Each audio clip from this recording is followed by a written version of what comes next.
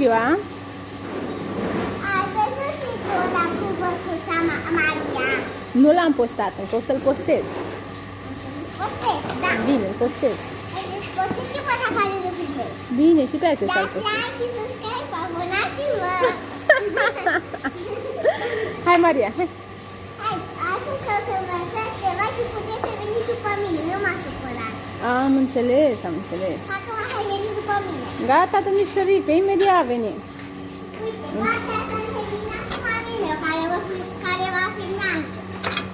N-am înțeles. Am zis că ăsta, aici am făcut eu partea asta cu mamii meu. Am înțeles. Acum, și puteți să veniți și mie. Puteți să veniți și voi cu fața, cu spate, puteți să veniți cu ce Să te urmărească lumea? Da? Să te urmărească lumea, să vadă ce faci tu? Da.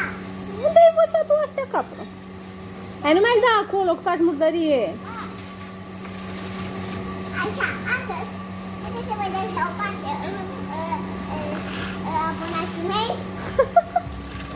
Gata, gata. Uite, că nu e bine. Bine așa. Hai, veniți după mine. Gata, venim, venim. Aici ai zis că voi, care mare mă filmează, vreau să strângă pe aici. Am înțeles. Au înțeles, au înțeles. Uite, măcuța. Mhm. Bine, hai, te filmezi mai târziu, acum să facem treabă, da? Hai să eu cum am filmează.